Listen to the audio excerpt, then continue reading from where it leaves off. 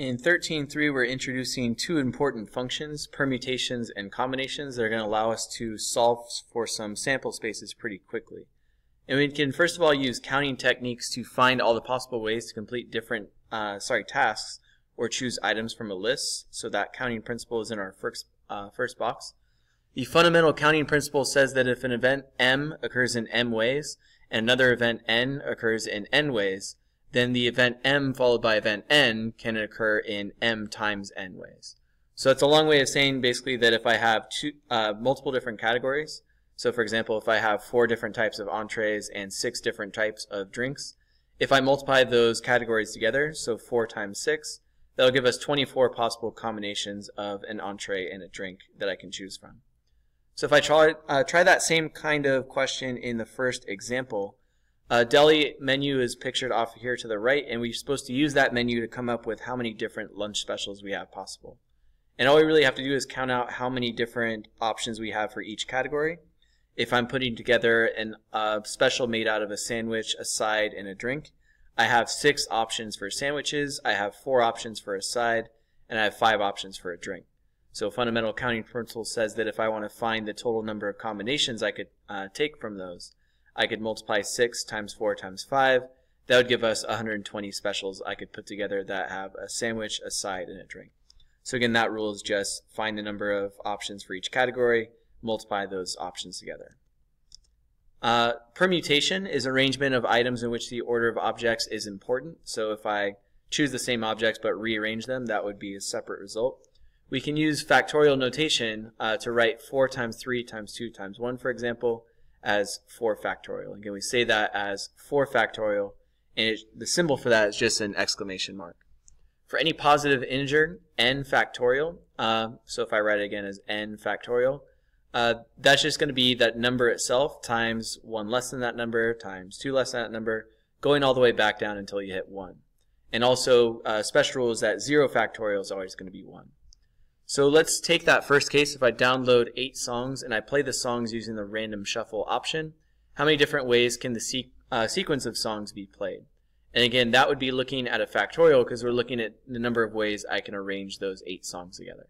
So if I try 8 factorial, again, that would be like saying 8 times 7 times 6, 5, 4, 3 times 2 times 1. Multiplying all those numbers together, I get 40,320. And if you'd rather not write out each one, so enter all those in your calculator, 8, 7, 6, 5, and so on. There is a key on the calculator. I'll bring that key up real quick.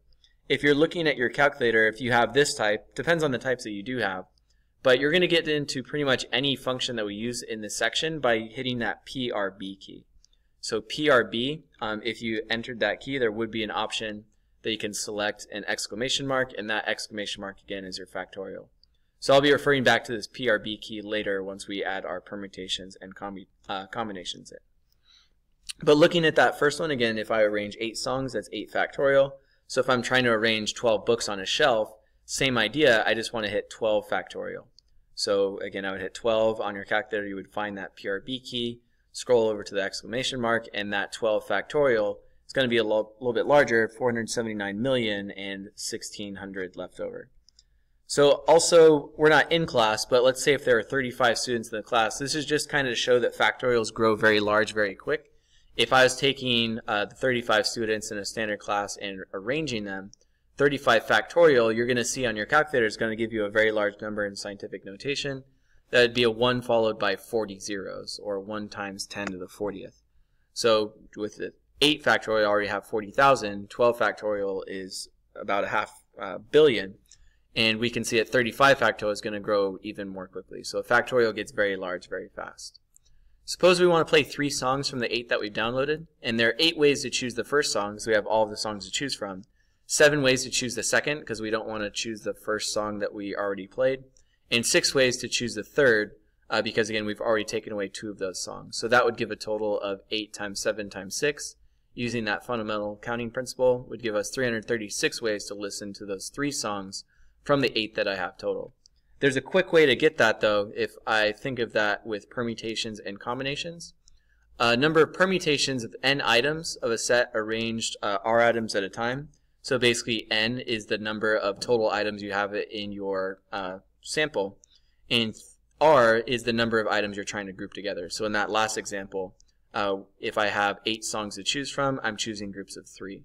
So we have a formula for this, and we can read this as a permutation, so like n permutation R.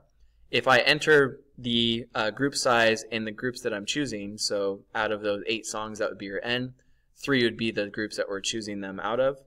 I could enter those and use those as a factorial equation, although you won't need to memorize this equation, because going back to your calculator, if you hit that PRB key, that should give you an option to enter both permutations, and you should see an NCR for combinations. So if I was trying to find this, again, 8 permutation 3, we don't have to use factorials. Let's look at how you would solve that question just with a different example, I guess, than with 8 and 3. Environmental club is choosing a president, vice president, and treasurer. We want to see how many different ways those officers can be chosen if I have a group of 10 members to choose from. So first thing is to identify your N and your R. Remember, N is how many different options you have to choose from. Since there's 10 members, I have 10 for the total group size.